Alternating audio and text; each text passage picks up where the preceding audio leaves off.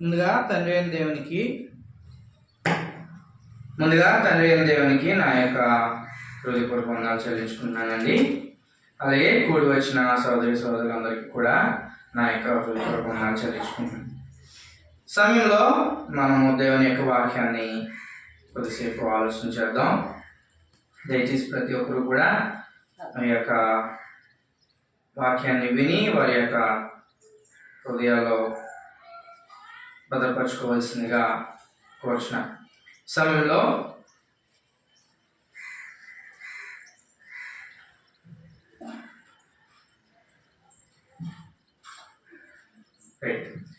దినాన ప్రత్యేకమైనటువంటి ఒక అంశం గురించి, ఇది ఒక క్రైస్తవుని జీవితంలో చాలా ప్రాముఖ్యమైనటువంటి ఒక అంశం గురించి, ముఖ్యంగా ఎవరైతే క్రీస్తు ప్రభువుని వారి సంరక్షణగా అంగీకరించి దేవుని యొక్క రాజ్యంలో అనగా సంఘంలో చేర్చబడిన వారి గురించి, ఆయన యొక్క రాజ్య నివాసులుగా ప్రభువుని అంగీకరించి సంఘంలో చేరినటువంటి విశ్వాసమైనటువంటి మనకు క్రీస్తు సంఘం వారికి ముఖ్యంగా ఒక ప్రత్యేకమైనటువంటి అంశం గురించి ఈరోజు మనం ఆలోచన చేయబోతున్నాం. ఆ యొక్క అంశము ఏంటంటే, ఒక క్రైస్తవుడు లేదా ఒక క్రైస్తవునిగా మారినటువంటి వ్యక్తి, సంఘంలో చేర్చబడినటువంటి వ్యక్తి తన యొక్క రక్షణను పోగొట్టుకొనడానికి అవకాశాలు అనేటువంటివి ఎక్కువగా ఉన్నాయి. ఈరోజు మన అంశము దాని గురించి మనం మాట్లాడుకోబోతున్నాం. ఏంటంటే, యూ కెన్ లూజ్ సాల్వేషన్. అంటే మనము రక్షణను పోగొట్టుకోవడానికి అవకాశం ఉంది. రక్షణను మనం పోగొట్టుకోవడానికి అవకాశం అనేటువంటిది ఉంది. దీని గురించి గ్రంథంలో అనేక చోట్ల అనేక సార్లు ఒక క్రైస్తవుడు రక్షణ పోగొట్టుకోవడానికి ఎన్ని మార్గాలు ఉన్నాయో గ్రంథంలో చెప్పబడి ఉంది. దీని గురించి ప్రతి ఒక్క క్రైస్తవుడు తెలుసుకోవాల్సినటువంటి అవసరం ఉంది. ఎందుకు తెలుసుకోవాలని అంటే, రక్షణ జీవితాన్ని కాపాడుకోవడానికి. మనకి అందరికీ తెలుసు, ఒక వ్యక్తి బాప్తిజం పొంది తన పాపాలను ఒప్పుకొని సంఘంలో చేర్చబడినటువంటి ఒక వ్యక్తి ఆ రక్షణను ఎప్పుడైతే ఆ వ్యక్తికి రక్షణ అనుగ్రహింపబడిందో, ఆ రక్షణను మరణ పర్యంతం వరకు కాపాడుకోవాల్సినటువంటి అవసరత ఆ యొక్క వ్యక్తి పైన ఉంది. మరణ పర్యంతం వరకు కంపల్సరీ ఆ యొక్క రక్షణను కాపాడుకోవాలి. మనకి ఇంగ్లీష్లో ఒక సేయింగ్ ఉంటుంది, once A thief is always a thief. అంటే ఒకసారి దొంగని పిలువబడిన వాడు ఎప్పటికీ దొంగే. కానీ గ్రంథం దగ్గరికి వచ్చేటప్పటికి అది ఫలించదు. ఒకసారి రక్షణ పొందితే మేము రక్షణ పొందేసాము, మేము పరలోక రాజ్యానికి అర్హులమే అని చాలా మంది అనుకుంటున్నారు. మేము రక్షణ పొందేసాం కదా, మేము బాప్తిజం పొందేసాం కదా, మేము సంఘంలో చేర్చబడిపోయాం కదా, ఇంకా మా జీవితాంతము లేదా ఈ మరణించే వరకు ఈ జీవితం అంతా కూడా రక్షింపబడిపోయింది, మా మా మా రక్షణ నా మరణ పర్యంతం వరకు ఉన్నది, చనిపోయిన తర్వాత నేను పరలోక రాజ్యానికి వెళ్ళిపోతాను అనేటువంటి అపోహలో క్రైస్తవులు నేడున్నటువంటి కాలంలో ఉండడం జరుగుతుంది. కానీ వాస్తవానికి గ్రంథం అది చెప్పలే. ఏదైతే మనకు లోకంలో ఉన్నటువంటి ఒక saying once A thief always a thief అని ఉందో, అది సంఘానికి గ్రంథానికి వర్తించదు, మానవునికి రక్షణ జీవితానికి వర్తించదు. ఎందుకంటే ఒక వ్యక్తి రక్షణ పొందితే ఆ వ్యక్తి ఏం చేయాలా? మరణ పర్యంతం వరకు ఆ రక్షణను కాపాడుకోవాలి. ఒకవేళ కాపాడుకోలేకపోతే రక్షణ పోయినట్టే, పరలోక రాజ్యానికి చేరే అవకాశము లేదు. ఈ విషయాన్ని మనం ఖచ్చితంగా గుర్తుపెట్టాలి. ఈరోజు బయట ప్రపంచంలో ఈ ఈ టైప్ ఆఫ్ బోధలు చాలా అంటే చాలా ఎక్కువగా చెప్తున్నారు, చాలా ఎక్కువగా ప్రబలుతున్నాయి.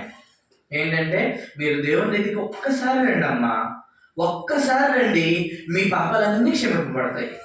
ఒక్కసారి మీరు మా సంఘంలో చేరండి, మీ పాపాలన్నీ క్షమింపబడతాయి.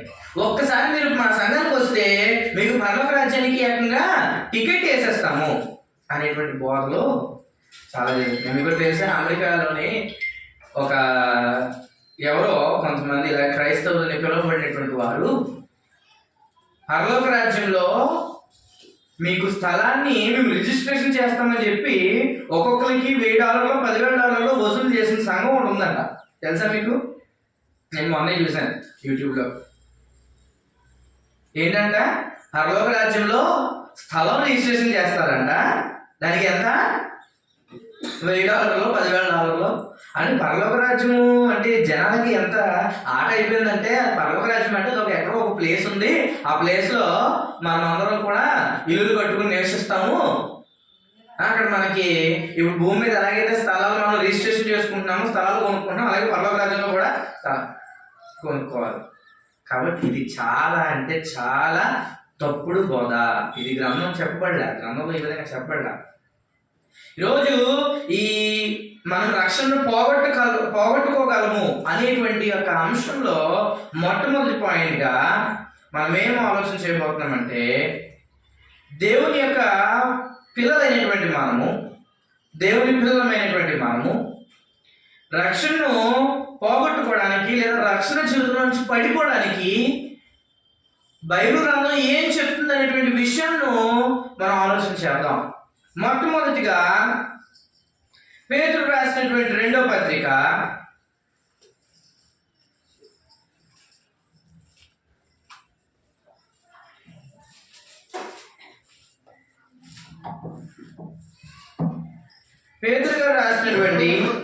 2వ పత్రిక 1వ అధ్యాయము 10వ వచనాన్ని మనం ఆలోచన చేద్దాం. పేతురు గారు రాసిన 2వ పత్రిక 1వ అధ్యాయము 10వ వచనంలో, అందువలన సహోదరులారా, మీ పిలుపును ఏర్పాటును నిశ్చయము చేసుకున్నటకు మరి జాగ్రత్త పడుడి. అంటే దీన్ని బట్టి మనకి ఏమర్థమవుతుందంటే, మన రక్షణను మనం ఏం చేసుకోవాలంట? జాగ్రత్తగా కాపాడు. మనం పిలువబడ్డాము, మనకి పిలుపు ఉంది, మన సంఘంలో చేర్చబడ్డాము. చూడండి, ఇక్కడ మరోసారి చెబుతున్నాడు, అందువలన సహోదరులారా, మీ పిలుపును ఏర్పాటును నిశ్చయము చేసుకునేటప్పుడు జాగ్రత్త పడండి. నిశ్చయం అంటే మీరు దాన్ని కన్ఫర్మ్ చేసుకుని ఆ యొక్క పిలుపును సంఘంలో చేర్చబడినటువంటి మీ యొక్క స్థానం ఏదైతే ఉందో దాన్ని ఏం చేసుకోవాలి? కాపాడుకోవాలి. ఇక్కడ ఇంకొక విషయం మనం ఆలోచించాలి. చూడండి, అందువలన సహోదరులారా, ఎందువలన? ఒక్కసారి పైనుంచి నేను స్పీడ్గా చదువుకుంటూ వస్తాను. చూడండి, 4వ వచనం నుంచి, ఆ మహిమ గుణాతిశయములను బట్టి ఆయన మనకు అమూల్యమును అత్యధికములైన వాగ్దానములను అనుగ్రహించున్నాడు.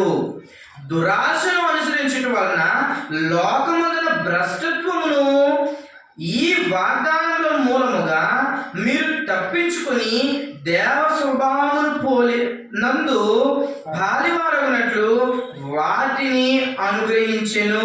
చూడండి, ఇక్కడ చాలా జాగ్రత్త. చూడండి, 5వ వచనం నుంచి ఏమంటాడు? ఆ హేతువు చేతనే మీ మట్టుకు మీరు జాగ్రత్త గలవారై. చూడండి, చాలా జాగ్రత్తగా వచ్చిన మనం ఆలోచించేది. ఆ హేతువు చేతనే మీ మట్టుకు మీరు జాగ్రత్త గలవారు, పూర్ణ జాగ్రత్త గలవారై మీ విశ్వాసమునందు సద్గుణమునందు జ్ఞానమును. ఇక్కడ ఈ వచనాలను మనం ఆలోచన చేయాలి. క్లుప్తంగా ఈ వచనాలకు ఉన్నటువంటి లింక్ని నేను ఒక విషయం చెప్తాను, జాగ్రత్తగా మీరు గమనించండి. చూడండి, మీ విశ్వాసమునందు సద్గుణము. ఒక వ్యక్తికి సద్గుణం రావాలంటే, సద్గుణం అంటే మంచి గుణము, మంచి బుద్ధి, లేదా ఇంకా మనము దీన్ని గ్రంథానికి అనుసరించినట్టుగా చెప్పుకోవాలంటే దేవునికి ఇష్టడైనటువంటి బుద్ధి గుణము, లేదా దేవునికి అనుకూలమైనటువంటి గుణము. ఈ గుణము ఎలా కలుగుతుందంటే దేని ద్వారా వస్తుంది? విశ్వాసం వలన వస్తుంది. మనకి విశ్వాసం ఎలా వస్తుంది తెలుసు. విశ్వాసం ఎలా వస్తుందంట? రోమన్ రాసిన పత్రిక 10వ అధ్యాయంలో, వినుట వలన విశ్వాసం. విశ్వాసం ఎక్కడి నుంచి వస్తుంది? మనం వినడం వల్ల వస్తుంది. వస్తుంది. ఏం విన్నాం? క్రీస్తుని గురించినటువంటి బోధ, క్రీస్తుని గురించినటువంటి మాటలు. మనం ఎప్పుడైతే క్రీస్తుని గురించినటువంటి మాటలు, క్రీస్తుని గురించినటువంటి బోధ విన్నామో దాని ద్వారా మనకి ఏం కలుగుతుందంటే విశ్వాసం కలుగుతుంది. ఆ విశ్వాసం ద్వారా ఏం కలుగుతుందంట? దేవునికి అనుకూలమైనటువంటి గుణము మనకు వస్తుంది. చూడండి, రెండోది సద్గుణమునందు జ్ఞానము. ఎప్పుడైతే మనము విని మంచి గుణము కలిగిన వారంగా ఉన్నామో మనం అప్పుడు ఎలా ప్రవర్తించగలుగుతామంటే జ్ఞానముతో ప్రవర్తించగలుగుతాం, దేవుని యొక్క జ్ఞానంతో. చూడండి, ఇంకా జ్ఞానమునందు ఆశా నిగ్రహము. ఎప్పుడైతే మనము దేవుని గూర్చినటువంటి జ్ఞానము కలిగిన వారమై ఉన్నామో అప్పుడు మనకేం కలుగుతుందట? ఆశ నిగ్రహము.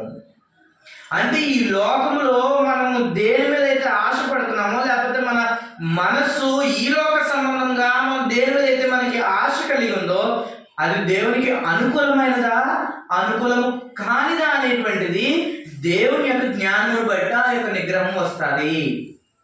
ఇప్పుడు ఆ నిగ్రహం ద్వారా చూడండి, ఆశా నిగ్రహం నందు సహనం. ఎప్పుడైతే మనకి ఆశా నిగ్రహం ఉందో, ఎప్పుడైతే ఈ లోక సంబంధమైనటువంటి ఈ ఈవులను, లోక సంబంధమైనటువంటి ఆశలను మనం జయిస్తున్నామో దాని వలన ఏమొస్తుందంట?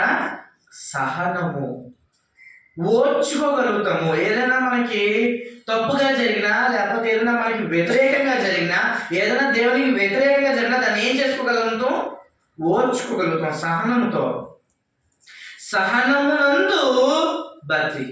ఈరోజు చాలా మంది ఏమనుకుంటారంటే మేము దేవుని దగ్గరికి వెళ్తున్నామండి, ప్రతి ఆదివారం ఆరాధనకి వెళ్తున్నామండి, మేము ప్రతి ఆదివారం సంఘానికి వెళ్తున్నామండి, మేమెంత భక్తి పరులమో. కానీ ఇక్కడ దేవుడు ఏం చెప్తాడు? భక్తి ఎక్కడి నుంచి వస్తుందంట? ముందు ఎన్ని ఉన్నాయో చూడండి. భక్తి కంటే ముందు లిస్ట్ ఇంకా చాలా పొడుగు ఉంది. ఇప్పుడు భక్తి దేని వస్తుందంటే సహనము వలన, సహనమునందు భక్తిని.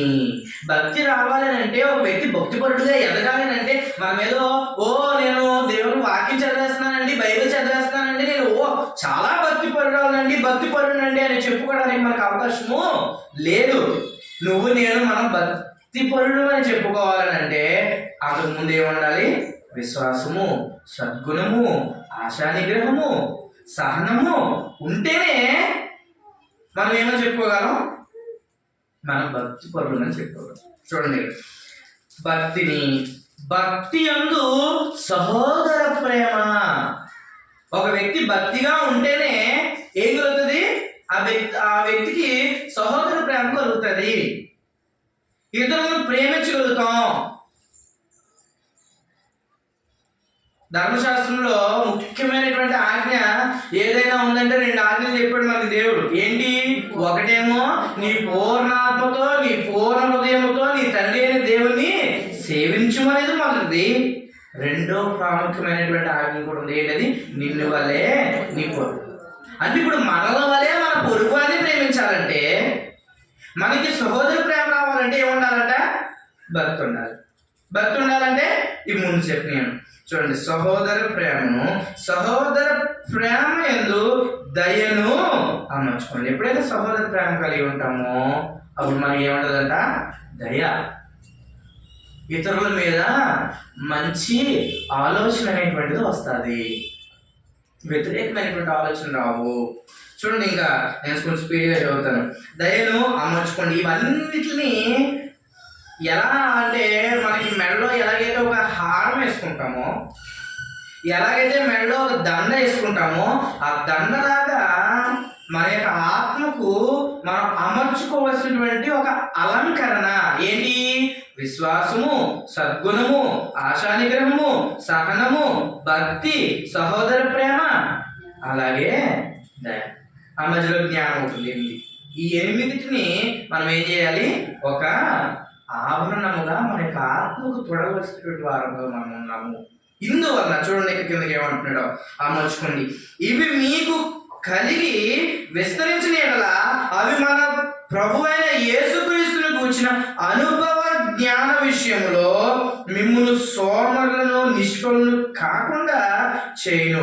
ఎప్పుడైతే ఇవన్నీ మనం కలిగి ఉంటామో అప్పుడు మనం ఏం కాము, మన యొక్క రక్షణ జీవితం ఏదైతే మనం సంఘంలో చేర్చబడి రాజ్యంలో చేర్చబడి దేవుని యొక్క రాజ్యంలో పరలోక రాజ్యంలో మన స్థానం సంపాదించుకున్నటువంటి యొక్క రక్షణ జీవితం ఏదైతే ఉందో ఆ రక్షణ జీవితం నుంచి పడిపోకుండా, ఆ రక్షణ జీవితంలో నుంచి కృంగిపోకుండా, ఆ రక్షణ జీవితంలో నుంచి తొలగిపోకుండా మనం కాపాడాలంటే, మనం నిలబడాలంటే ఇవన్నీ కూడా ఒక వ్యక్తికి ఉండాలి. చూడండి, ఇవి మీకు కలిగి విస్తరించిన ఎడల, ఎప్పుడైతే ఇవన్నీ మనలో కలిగి ఉంటాయో అప్పుడు ఏం జరుగుతుందని చూడండి, మన ప్రభువైన అయిన యేసుక్రీస్తుని గురించిన అనుభవ జ్ఞాన విషయంలో ఏంటంట, యేసుక్రీస్తుని గురించినటువంటి జ్ఞానం ఏదైతే యేసుక్రీస్తు ప్రభు వారి జ్ఞానం కలిగి ఉన్నారో, ఏదైతే మనకి ఆయన ప్రకటించారో ఆ యొక్క జ్ఞాన విషయంలో చూడండి, మిమ్మల్ని సోమరులను నిష్ఫలను కాకుండా మనం ఏమైపోమంట, సోమరులంగా నిష్ఫలంగా అయిపోకుండా ఇవన్నీ కూడా ఏం చేస్తాయంట, కాపాడతాయంట. చూడండి ఇంకా 9వ వచనం, ఇవి ఎవనికి లేకపోవునో వాడు తన పూర్వ పాపములకు శుద్ధి కలిగిన సంగతి మరిచిపోయి.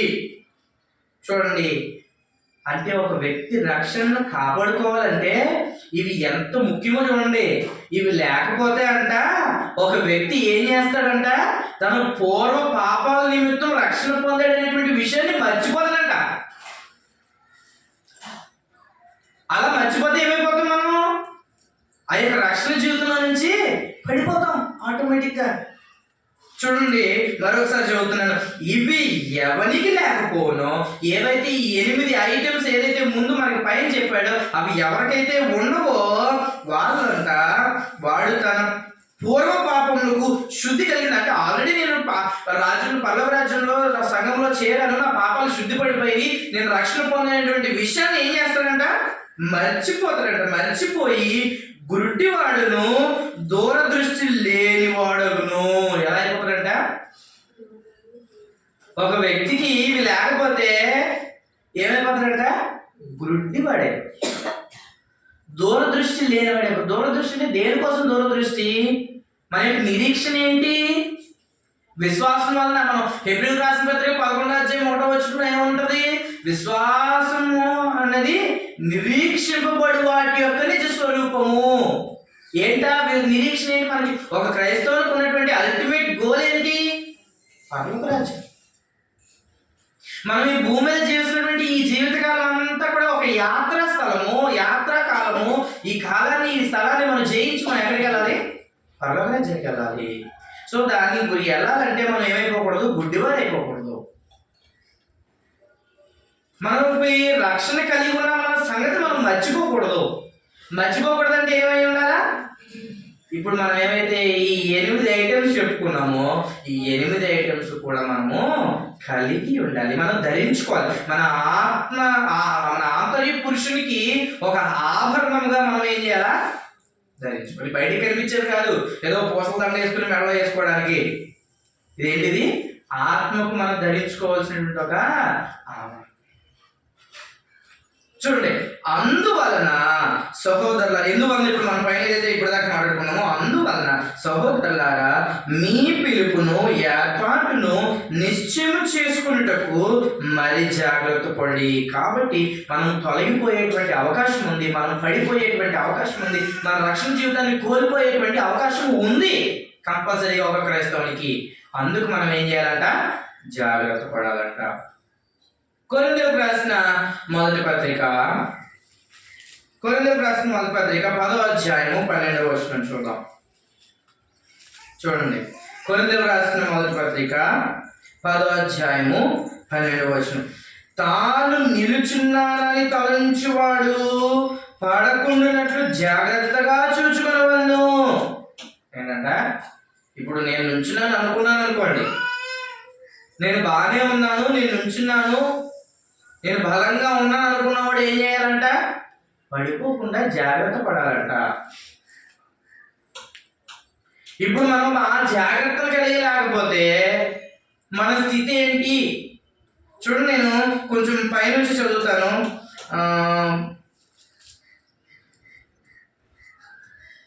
ఒకటో వచనం నుంచి చదువుతున్నాను చూడండి. సహోదరులారా, ఈ సంగతి మీకు తెలియకుండా నాకు ఇష్టం లేదు. అదేదనగా మన పితరులందరూ మేఘముల కింద నుండి వారందరూ సముద్రంలో నడిచిపోయి అందరూ మోషేను బట్టి మేఘములోను సముద్రంలోను బాప్తిస్మం పొందిరి. అందరూ ఆత్మ సంబంధమైన ఒకే ఆహారం భుజించిరి. అందరూ ఆత్మ సంబంధమైన ఒకే పానీయమును పానం చేసిరి. ఏలయనగా తమ్ములు వెంబడించిన ఆత్మ సంబంధమైన బండలోనిది త్రాగిరి. ఆ బండ క్రీస్తే. అయితే ఎవరి గురించి మాట్లాడుతున్నాడు? ఇశ్రాయేలీయుల గురించి మాట్లాడుతున్నాడు ఇక్కడ. చూడండి ఇంకా ఏమన్నాడు 5వ వచనం నుంచి.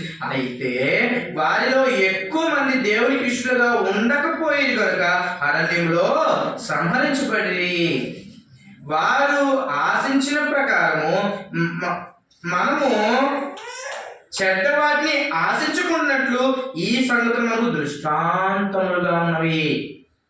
ఏ సంగతులు? ఇప్పుడు మన పైన ఏదైతే చెప్పాడో అవి. ఇవన్నిటిలో మనం ఏం ఆశించకూడదంటే చెడ్డ వాటిని ఆశించుకున్నట్లు. చూడండి 7వ వచనం నుంచి.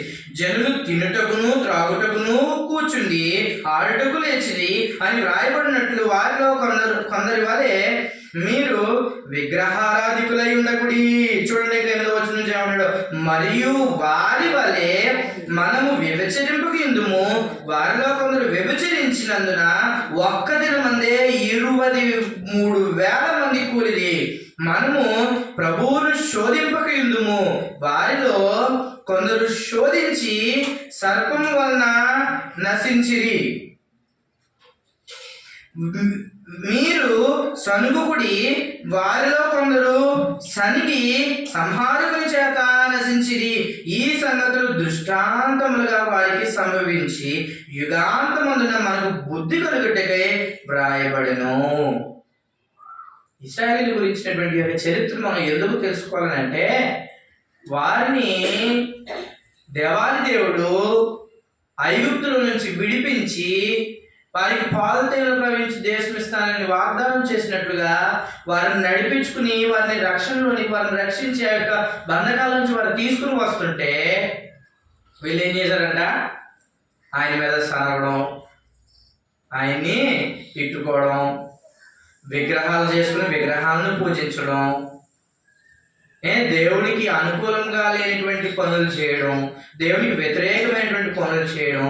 వాళ్ళు ఏమైపోయారంట? అక్కడికక్కడే నశించిపోయారు. కాబట్టి మనము ఇప్పుడు వాళ్ళు రక్షింపబడ్డారు. ఎక్కడి నుంచి? ఐగుప్తు నుంచి రక్షింపబడ్డారు. కానీ చివరి వరకు రక్షించబడగలిగారా?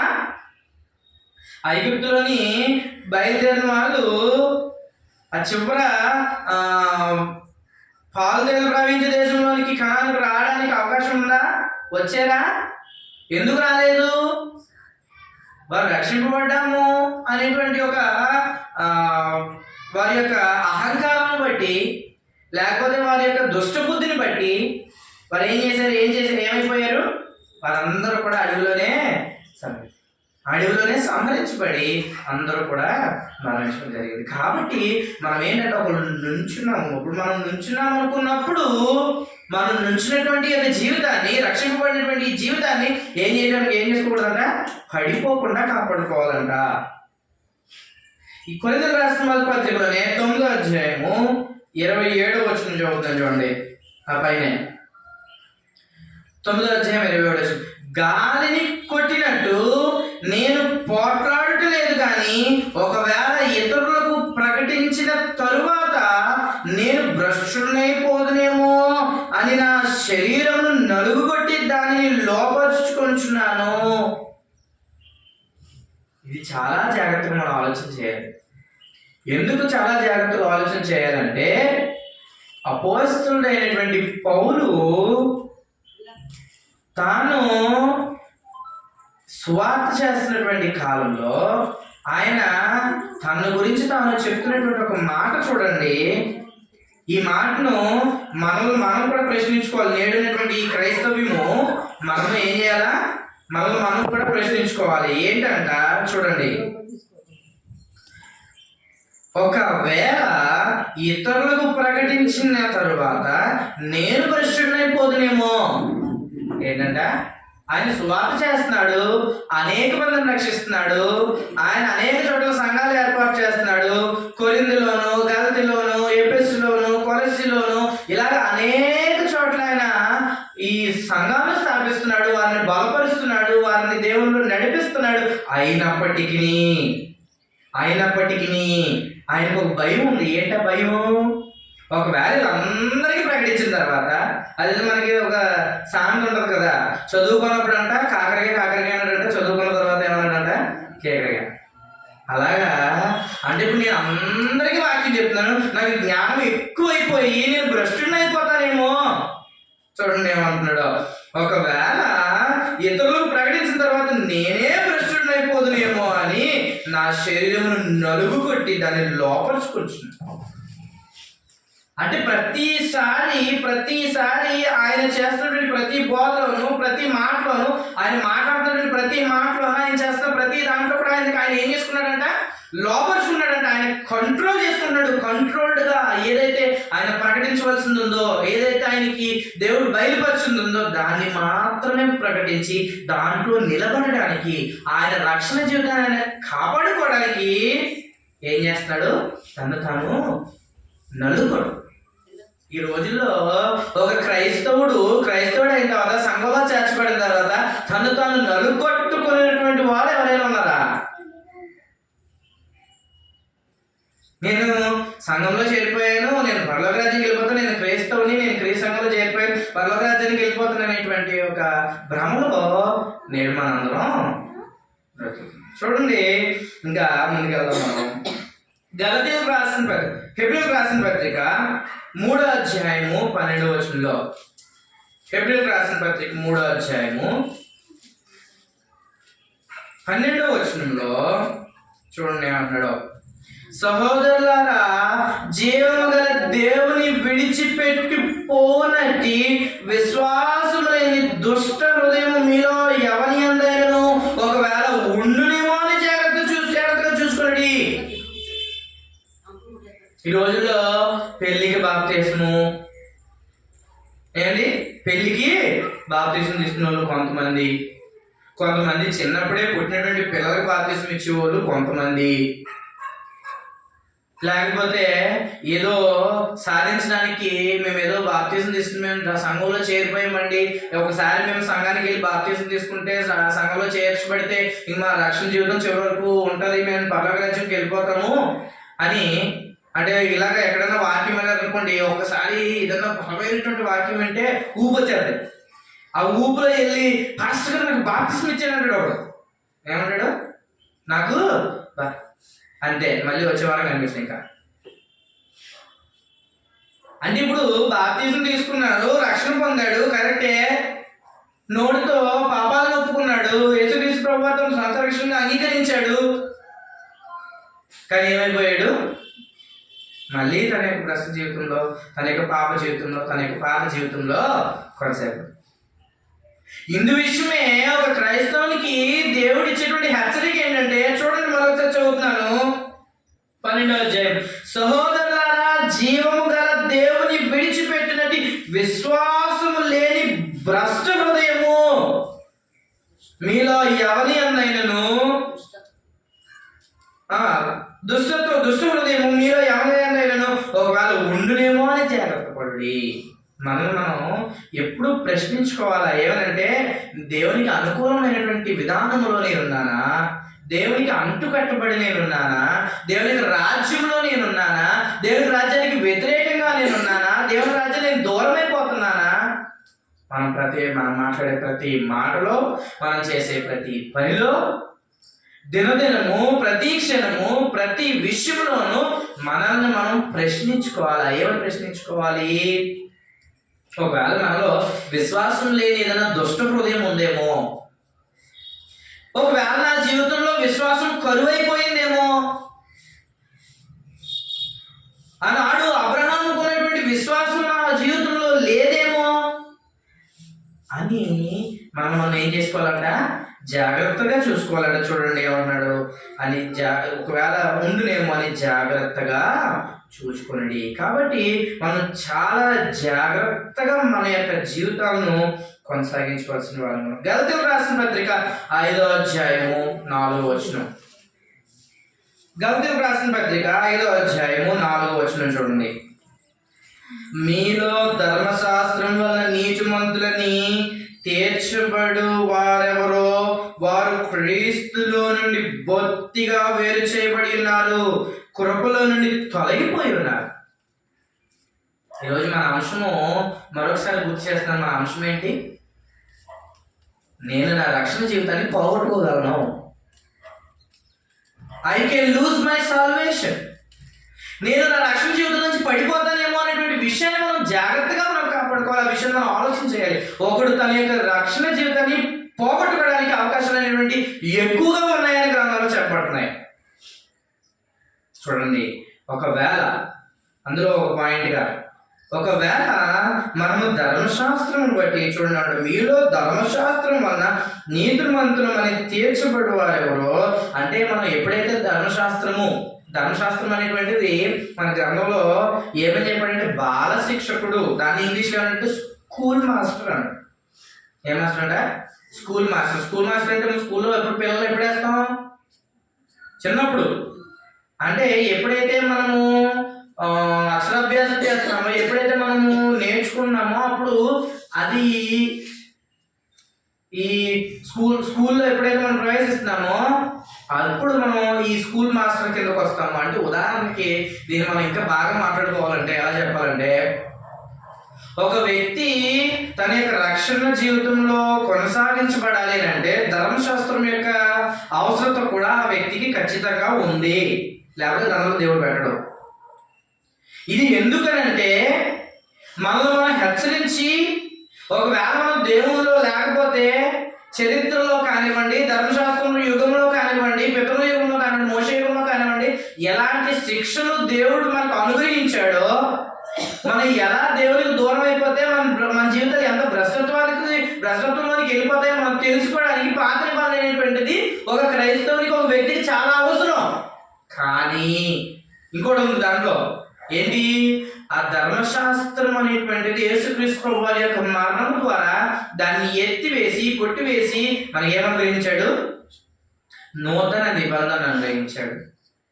ఇప్పుడు మనం ఈ క్రైస్తవ యుగంలో ఉన్నటువంటి మనము దేనికి వస్తున్నామంటే నూతన రాజ్యము లేదా నూతన సంఘము లేదా కొత్త నిబంధన సంఘంలోనికి, కొత్త నిబంధన రాజ్యంలోనికి మనం వస్తున్నాం. ఈ కొత్త నిబంధనలోనికి, నూతన నిబంధనలోకి వచ్చినటువంటి మనము మళ్ళీ ఎక్కడికి వెళ్ళలేము?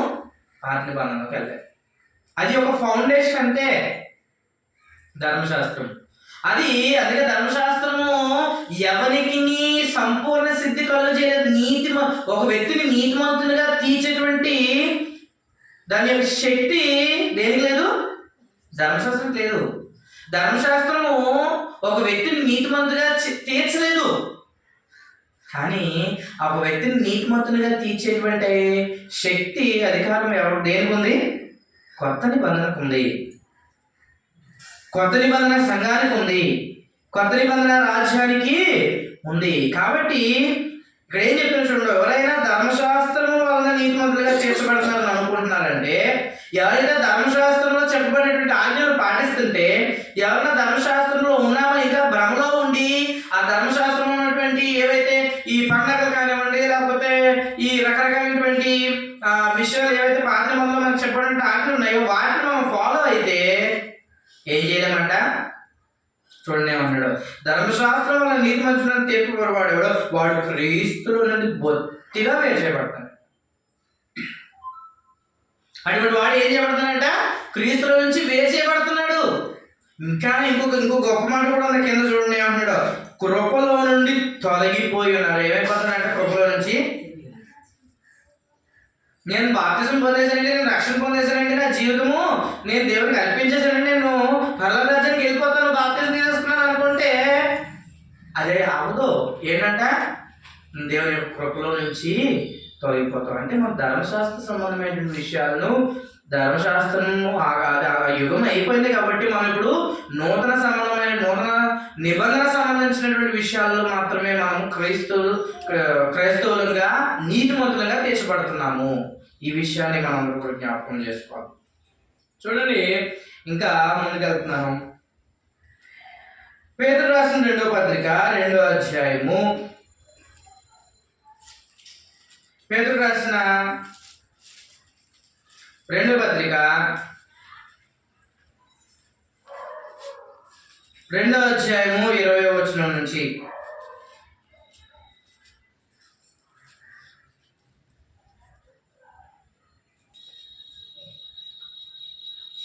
వారు ప్రభువును రక్షకుడైన యేసుక్రీస్తు విషయమై అనుభవ జ్ఞానం చేత ఈ లోక మాలిన్యమును తప్పించుకొని తరువాత మరలా వాటిలో చిక్కుబడి వాటి చేత జయింపబడిన వారి కడవరి స్థితి మొదటి స్థితి కంటే మరి చెడదగును.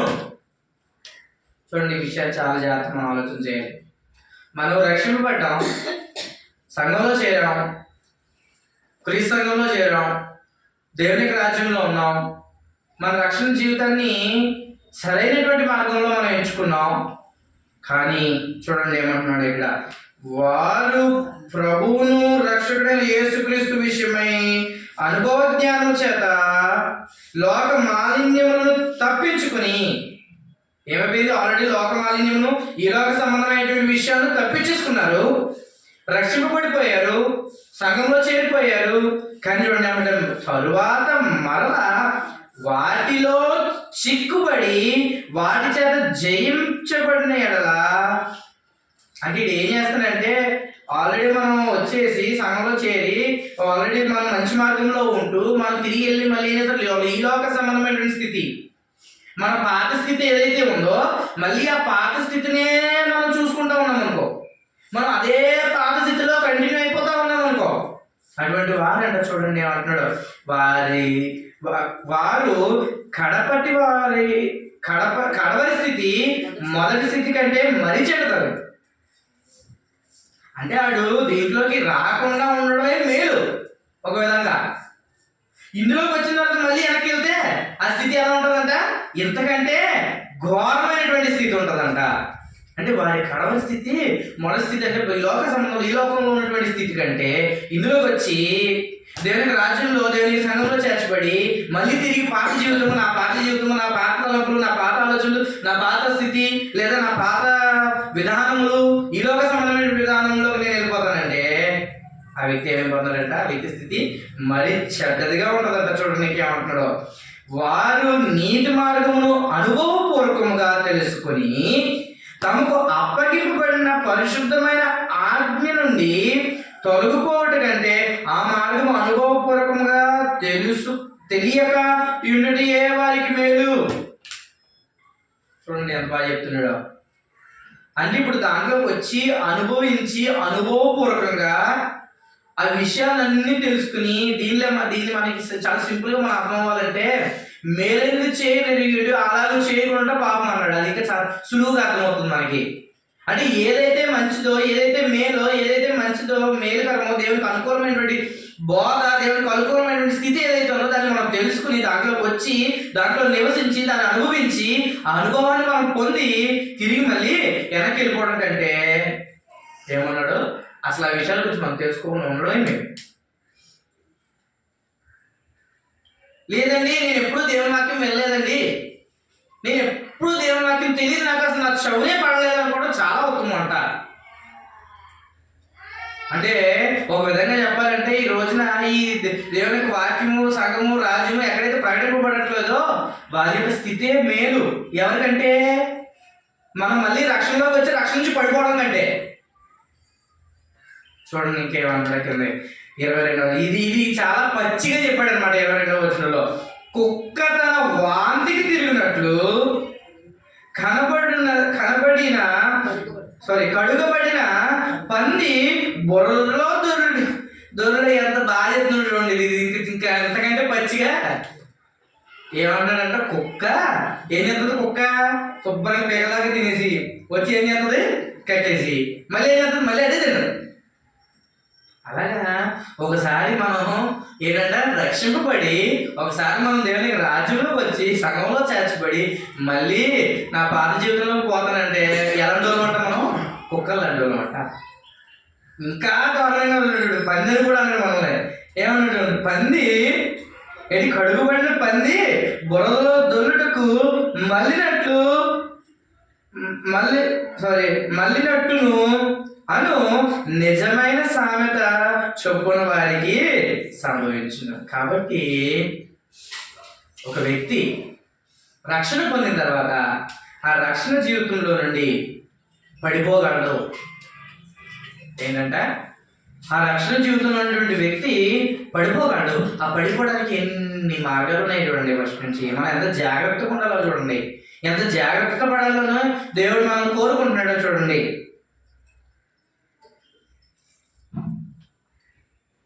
మత్తయి సువార్త 13వ అధ్యాయము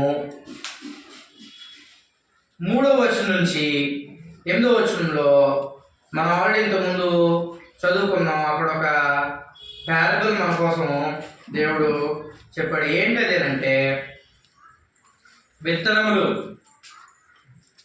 విత్తనములు గురించినటువంటి ఉపమానము అక్కడ మన దేవుడు చెప్పాడు. చూడండి, మత్తయి సువార్త 13వ అధ్యాయము 3వ వచనం నుంచి 8వ వచనంలో ఆయన వారిని చూచి చాలా సంగతులను ఉపమాన రీతిగా చెప్పాను. ఎట్లనగా, ఇదిగో విత్తువాడు విత్తుటకు బయలు వెళ్ళెను. వాడు విత్తుచుండగా కొన్ని విత్తనములు త్రోవ పక్కన పడెను. పక్షులు వచ్చి వాటిని మింగివేసెను. కొన్ని చాలా మన్ను లేని రాతి నేలను పడెను. అక్కడ మన్ను లేనందున లోతుగా ఉండనందున అవి వెంటనే మొలిచెను, కానీ సూర్యుడు ఉదయించినప్పటికీ అవి మాడి వేరు లేనందున ఎండిపోయాను. కొన్ని మొనల పొదల్లో పడెను. మొనల పొదలు ఎదిగి వాటిని అణిచివేసెను. కొన్ని మంచి నేలను పడి ఒకటి 100 గాను, ఒకటి 60 గాను, ఒకటి 30 గాను ఫలించెను. ఇది ఒక క్రైస్తవుడు తన యొక్క జీవితంలో తనకు తానుగా వేసుకోవాల్సినటువంటి ప్రశ్న. మనం ఏ విత్తనం లాగా ఉన్నాము? రాతి నేలను పడిన విత్తనంలా ఉన్నామా? ముళ్ళ పొదల్లో పడినటువంటి విత్తనంగా ఉన్నామా? చూడండి, దీన్ని చాలా చక్కగా లూకా సువార్త 8వ అధ్యాయము చూడండి. లూకా సువార్త 8వ అధ్యాయం చాలా చక్కగా దీన్ని వివరించాడు. లూకా సువార్త 8వ అధ్యాయము 4 నుంచి అవుతుంది చూడండి. బహు జనసమూహము కూడి 9వ వచనం నుంచి చదువుతాను. ఆయన శిష్యులు ఈ ఉపమానం ఏమిటని ఆయనను అడుగగా, ఆయన దేవుని రాజ్యం మర్మము ఎరుగుట మీకు అనుగ్రహింపబడి ఉన్నది. ఇతరులు అయితే చూచియు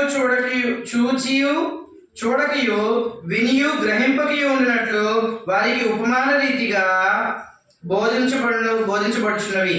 ఈ ఉపమాన భావం ఏమనగా, విత్తనము దేవుని వాక్యము. విత్తనం ఏంటంట? దేవుని యొక్క వాక్యము. దేవుని యొక్క వాక్యం అనేటువంటిది విత్తబడింది. ఎవరి ద్వారా? సువార్థికుల ద్వారా. ఎవరైతే దేవుని యొక్క పని చేస్తున్నారో వారి ద్వారా ఏమైంది? దేవుని యొక్క వాక్యం అనేటువంటిది విత్తబడింది, చెప్పబడింది. అది చూడండి ఏమంటున్నాడు. త్రోవ పక్క నుండి వారు వినువారు కానీ నమ్మి రక్షణ పొందుకుంటున్నట్లు అపవాది వచ్చి వారి హృదయంలో నుండి వాక్యం ఎత్తుకుని పోను. ఇప్పుడు అక్కడ ఆ గచ్చు మీద ఒక విత్తనం వేసామనుకోండి, కొంచెంసేపటికి ఏమవుతుంది? ఏ కాకో ఏదో పక్షి వచ్చేసి ఏం చేస్తుంది? కోడి వచ్చి దాన్ని తినాలి. ఇప్పుడు త్రోవ పక్కన పడినటువంటి విత్తనముగా ఉన్నటువంటి ఒక వ్యక్తి యొక్క జీవితం ఎలా ఉంటుందంటే, ఆ వ్యక్తి వస్తాడు, ప్రతి ఆదివారం వస్తాడు, చక్కగా కూర్చుంటాడు, దేవునికి వాక్యాన్ని వింటాడు, కానీ ఏముండదంట. అది నేల మీద పడినటువంటి విత్తనం అనేటువంటి వారు కాబట్టి ఏమైపోతుంది? ఆ వాక్యము దుష్టుడు అపవాది వచ్చి ఏం చేస్తాడు? ఆ యొక్క వాక్యాన్ని వింటాడు, అనుకుంటాడు నేను చాలా భక్తిగా ఉన్నాను, నాలో దేవుని వాక్యము నేను చక్కగా వింటున్నాను, నాలో ఉందనుకుంటాడు. కానీ ఏమైపోతాడు, అపవాది వచ్చి తక్కువ చేసి వెళ్ళిపోతాడు అంతే. చూడండి, ఇంకా దారుణమైనటువంటి విషయాలు ఉన్నాయి కింద. రాతి నేల నుండి వారు ఎవరనగా వినినప్పుడు వాక్యం సంతోషంగా అంగీకరించేవారు, వారికి వేరు లేనందున కొంచెం కాలం నమ్మి శోధన కాలం నందు తొలగిపోదురు. చూడండి,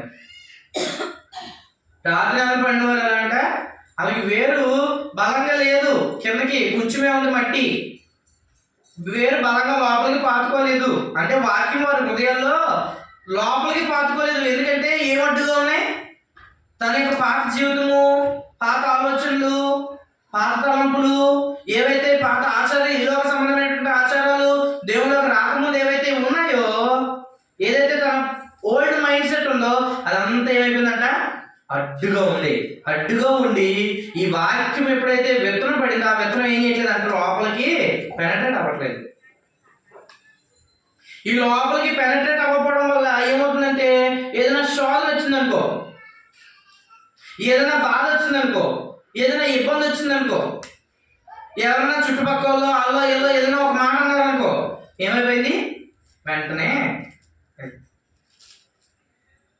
మా జీవితంలోనండి దేవుళ్ళలోకి వచ్చాక అసలు సుఖమే లేదండి ఏంటంట, దేవుళ్ళలోకి రాకముందు చాలా సుఖంగా ఉన్నాడంట, చక్కగా డబ్బులు సంపాదించుకున్నాడంట, చక్కగా మేడలు కట్టేశాడంట, చక్కగా ఉద్యోగాలు చేశాడంట, బంగారం కొనుక్కున్నాడంట, ఎంత బాగుందో నా బతుకు. ఎందుకంటే మోసాలు చేశాడు కాబట్టి.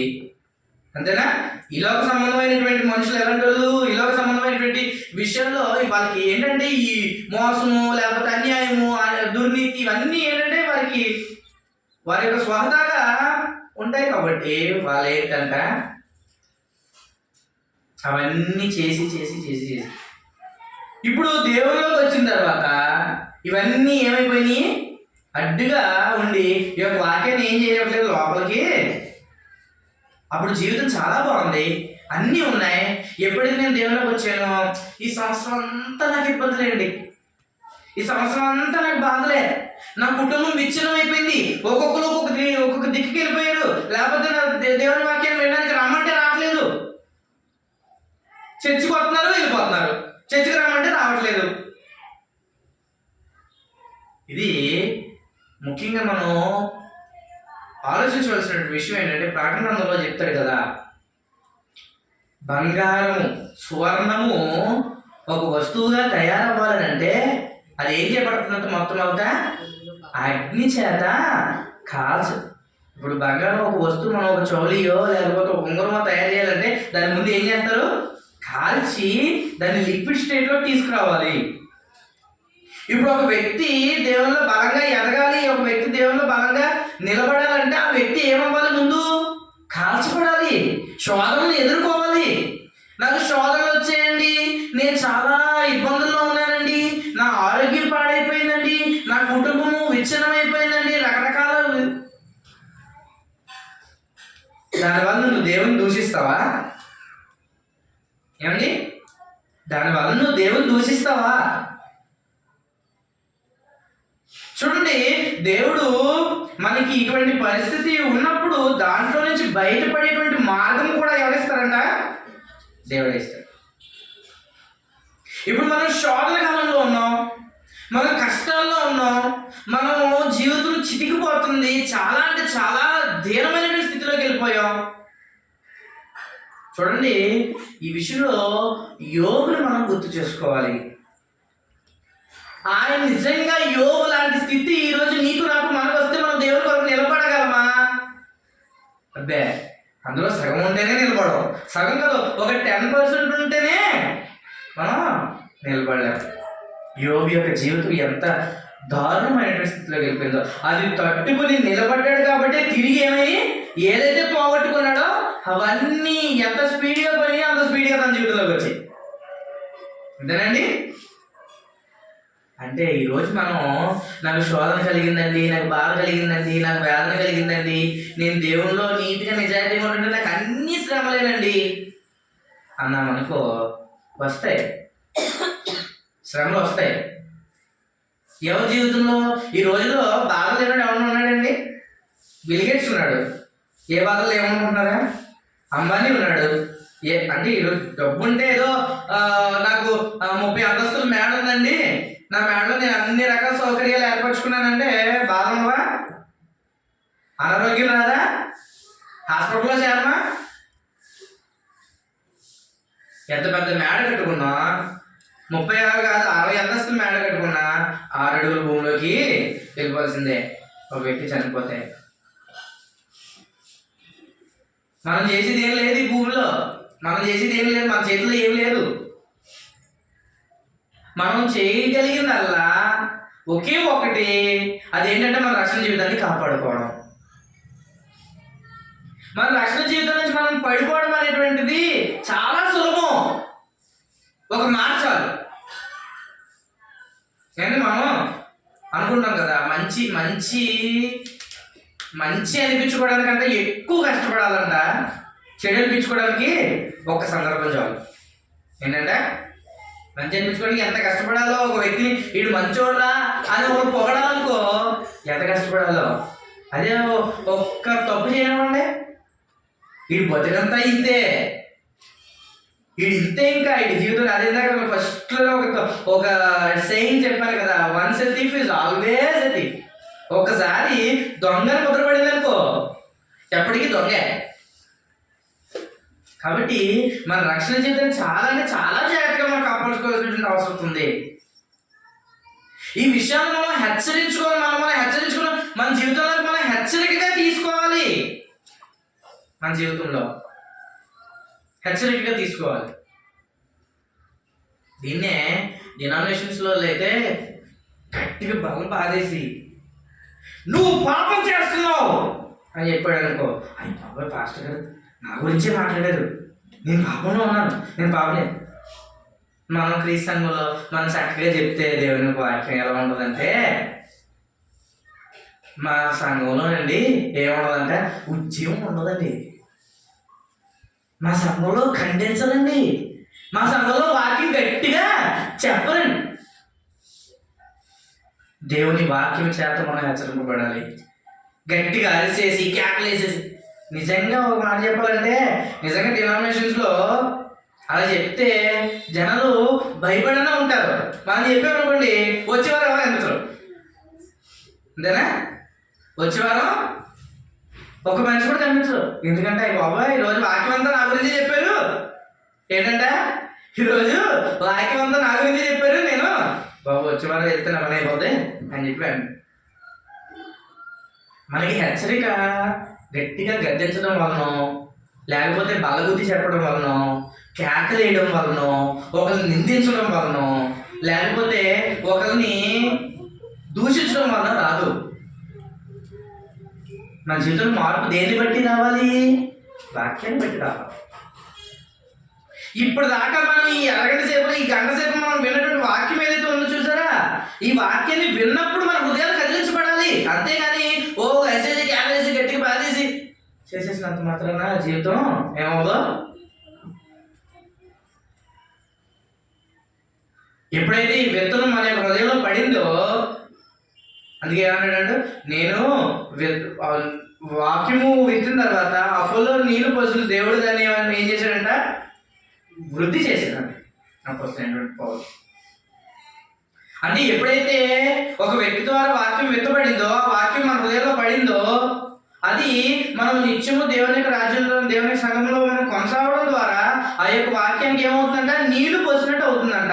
ఆ వాక్యం ఆ విత్తనం ఏదైతుందో ఆ విత్తనం చక్కగా వేరు లోపలికి వెళ్ళి ఎప్పుడు లోపలికి వెళ్తాయి, ఈ పాత స్థితి ఏదైతే మనకు అడ్డుగా ఉందో, ఈ అడ్డుగా ఉన్నటువంటి స్థితిని మనం తొలుచుకుని, ఆ అడ్డుగా ఉన్నటువంటి స్థితిని పక్కకి తొలగించి ఈ విత్తనం, ఈ వేరు లోపలికి వెళ్ళాలంటే ఏం చేయాలంటే బలంగా నీరు పోసి దానికి అనుకూలమైనటువంటి ఏర్పాటును మనం చేయాలి. దానికి అనుకూలమైనటువంటి ఏర్పాటును మనం చేయాలంటే దేవుని యొక్క వాక్యాన్ని తరచుగా వింటూ ఉండాలి. దేవుని యొక్క వాక్యాన్ని నేర్చుకుంటూ ఉండాలి, వింటూ ఉండాలి, దాన్ని చెప్తూ ఉండాలి. మనం వాక్యం విన్నదాన్ని ఇతరులకి చెప్తా ఉంటే మనలో ఏమవుతుంది, దేవుని వాక్యం ఇంకా ఎక్కువగా నాటుకోబడుతుంది. ఎప్పుడైతే ఇలా నాటుకోబడతామో దాన్ని వృద్ధి చేసి దేవుడు ఏం చేస్తాడంట, మంచి ఫలాలను దేవుడు ఫలింపజేస్తాడు. చాలా మంచి ఫలాలను. ఈ శోధనలో, ఈ ఇబ్బందుల్లో, ఈ ఇరుకుల్లో మనము బలంగా నిలబడగలిగి దేవుడిలో బలంగా ఉంటేనే ఏం చేస్తాడు, దేవుడు మంచి ఫలాలు ఇస్తాడు. చాలా మంచి ఫలాలు ఇస్తాడు. దేవునికి అసాధ్యమైనది ఏమైనా ఉందా? ఏమైనా ఉందంటే దేవునికి అసాధ్యమైనది ఏమైనా ఉందా? మంచి ఫలాలను దేవుడు అనుభవిస్తాడు. కాబట్టి ఈరోజు ఈ యొక్క అంశము మనము మన రక్షణను పోగొట్టుకోవడానికి అవకాశం ఉంది అనేటువంటి ఈ అంశంలో మనం ఇప్పుడు దాకా విన్నటువంటి ఇవన్నీ కూడా ఏంటంటే మన రక్షణ జీవితాన్ని పోగొట్టుకోవడానికి మార్గాలు. బైబిల్ ఇన్ని రకాలుగా నువ్వు నీ రక్షణ జీవితాన్ని పోగొట్టుకుంటావయ్యా అని చెప్తుంది. ఇన్ని రకాలుగా నువ్వు నీ యొక్క రక్షణ జీవితాన్ని పోగొట్టుకోవడానికి అవకాశం ఉంది. జాగ్రత్త పడు. ఎన్నిసార్లు చూసాం మనం ఇప్పుడు దాకా? అవునండి, ఎన్ని వర్షాల్లో చూసాం మనం జాగ్రత్త పడింది.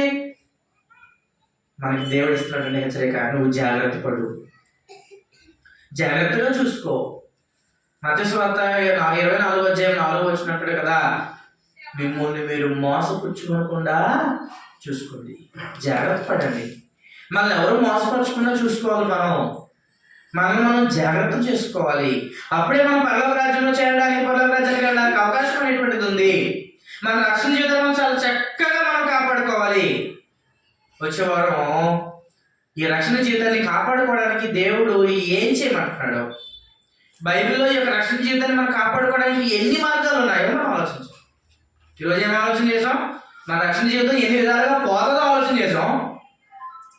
వచ్చే వారం మన రక్షణ జీవితాన్ని మనం ఎన్ని విధాలుగా కాపాడుకోగలమో ఆలోచించాం. కాబట్టి వాక్యంను మన హృదయాల్లో భద్రంగా దాచుకోవాలి. చాలా జాగ్రత్తగా వినాలి. మన యొక్క రక్షణ జీవితాన్ని కాపాడుకోవడానికి ఇవే మనకు ఉన్నటువంటి మార్గదర్శకాలు. మనం ఇన్ని రకాలుగా మన దేవుని యొక్క రాజ్యం నుంచి పడిపోతున్నాం. మనకు ఉన్నటువంటి రక్షణ జీవితం నుంచి మళ్ళీ మనం పడిపోతున్నాం అంటే ఆ పడిపోకుండా మనం ఎంత జాగ్రత్త పడాలో అంత జాగ్రత్త పడాలి. ఇది నీకు నాకు మన సొంత బాధ్యత. నేను జాగ్రత్త పడితే మా ఆవిడకి రాదు, నా కొడుకు రాదు. అంతేనా? నా రక్షణ ఎవరు కాపాడుకోవాలి? నేనే. మీ రక్షణ మీరే. ఎవరి ఇండివిజువాలిటీ వాళ్ళదే, ఎవరి రక్షణ వాళ్ళే మాత్రమే కాపాడుకోవడానికి అవకాశం ఉంది. సో మనం మన రక్షణ జీవితాన్ని చాలా జాగ్రత్తగా కాపాడుకోవాలి. ఈ విషయాన్ని మనందరం దృష్టిలో ఉంచుకుందాం. చాలా జాగ్రత్తగా చక్కగా మన యొక్క జీవితాన్ని కాపాడుకుని మనము ఈ యొక్క రక్షణ జీవితాన్ని మన మరణ పర్యంతం వరకు కొనసాగిద్దాం.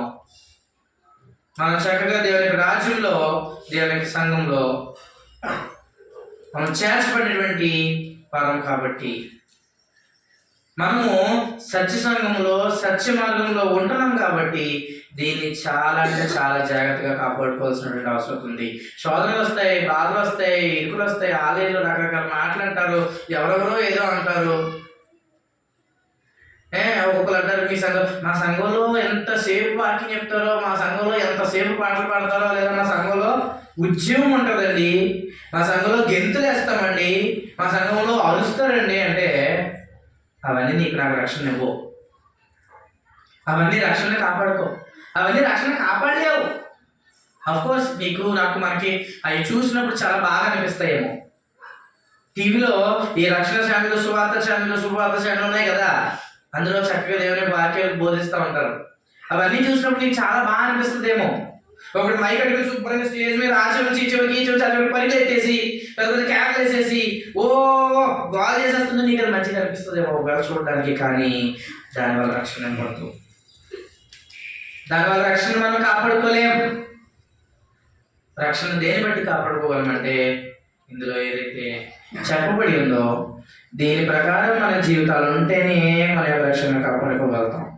కాబట్టి ఈ యొక్క వాక్యంతో మిమ్మల్ని హెచ్చరిస్తూ, నన్నే హెచ్చరించుకుంటూ ఈ యొక్క వాక్యాన్ని ముగిస్తున్నాను. మన అందరం కూడా మన రక్షణను కాపాడుకుని దేవుని యొక్క రాజ్యంలో, సంఘంలో మరింత బలంగా ఎదుగుదాం. ఇంకా అనేక మందికి దేవుని యొక్క వాక్యం చెప్దాం, అనేక మందిని దేవుని తట్టు తిప్పుదాం, అనేక మందిని దేవుని యొక్క రాజ్యంలో ప్రవేశించాలి. సంఘంలో